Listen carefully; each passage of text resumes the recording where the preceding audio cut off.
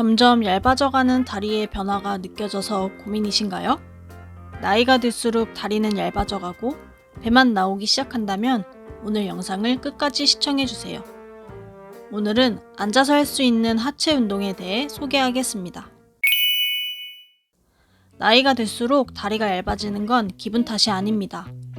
우리 몸은 40대 이후 노화가 시작되면서 근육이 소실되게 됩니다.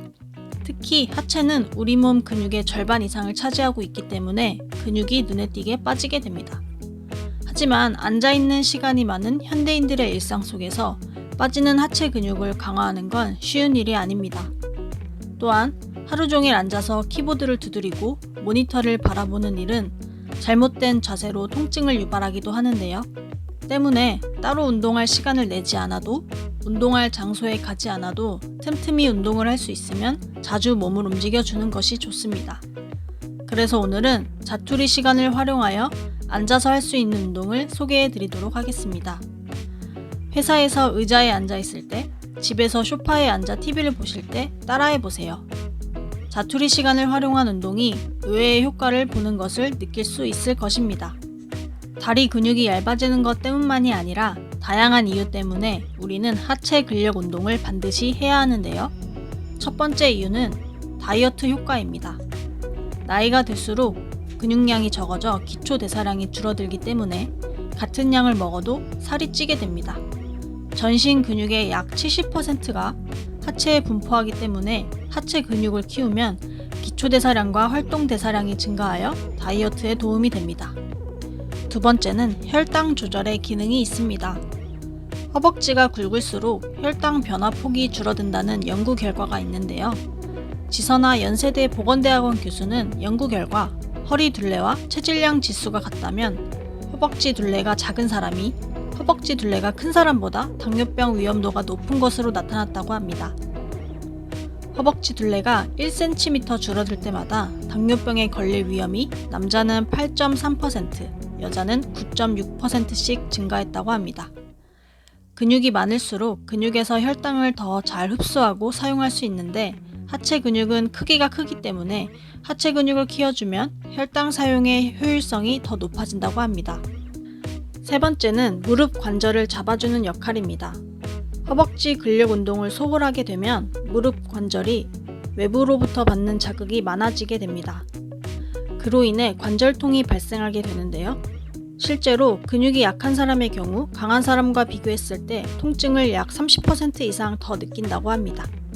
때문에 건강한 무릎 건강을 유지하며 노후를 보내기 위해서는 반드시 하체 운동을 해주어야 합니다. 자, 그럼 어떤 운동을 하는 것이 좋은지 알아보겠습니다. 4가지 운동을 소개해 드릴 테니 생각날 때마다 꼭 따라해 보세요. 혹시 이 영상을 누워서 보고 계시다면 앉아서 따라해 보는 건 어떠신가요? 자, 그럼 시작하겠습니다. 먼저 의자에 앉아 허리를 펴고 복근에 힘을 준 상태로 앉아주세요. 첫 번째 운동은 까치발 들기입니다. 의자의 앞쪽으로 가슴과 등을 펴고 편안하게 앉아주세요. 양 발은 바닥에 닿을 수 있도록 의자에 앉는 것이 좋습니다. 호흡을 내쉬면서 까치발을 최대한 높이 들어주세요. 2에서 3초간 유지 후 처음 자세로 돌아옵니다. 종아리 운동이므로 종아리 근육에 집중을 하면서 운동해주세요. 15회를 1세트로 하여 총 3세트 해주세요.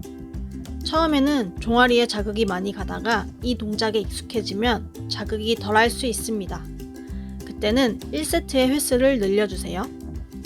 두 번째 운동, 한쪽 다리 들어올리기입니다. 의자의 앞쪽으로 가슴과 등을 펴고 편안하게 앉아주세요. 양 발이 모두 바닥에 닿게 해줍니다. 호흡을 내쉬면서 한쪽 다리를 천천히 앞으로 펴줍니다. 펴진 상태로 3초간 유지합니다. 다시 천천히 다리를 내려주세요. 이때 발끝은 발목을 세워 최대한 몸쪽으로 당겨주세요. 유연성에 따라 발끝을 몸쪽으로 당기면 다리가 쭉 펴지지 않는 분들도 있으실 텐데요. 이때는 먼저 다리를 펴는 것부터 하시고 이 동작이 익숙해지면 발가락을 몸쪽으로 서서히 당겨주세요. 처음에는 허벅지 뒤쪽이 많이 당겨서 힘들다고 느끼실 수도 있습니다. 반대쪽 다리도 같은 방법으로 해주세요. 이 운동은 허벅지 앞쪽, 허벅지 뒤쪽 근육을 모두 강화할 수 있는 운동입니다. 특히 무릎 재활 운동으로도 유명한 운동이므로 무릎이 불편하신 분들은 이 운동을 자주 해주시면 근육 강화와 무릎 재활 운동에 도움이 됩니다. 허벅지 앞쪽 근육에 힘이 들어가고 허벅지 뒤쪽이 당기는 느낌이 드시나요? 그렇다면 운동이 잘 되고 있는 것입니다.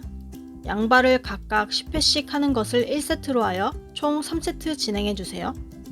세 번째 운동은 다리 끌어당기기입니다. 의자의 앞쪽으로 앉아 양발이 모두 바닥에 닿게 앉아줍니다. 한쪽 다리를 뻗어 뒤꿈치가 땅에 닿게 해주세요. 뒤꿈치로 바닥을 누르며 다리를 당겨주세요. 발은 계속 바닥에 붙어 있어야 하며 바닥에 닿는 부위가 뒤꿈치에서 발가락으로 이동할 때까지 다리를 당겨주시면 됩니다.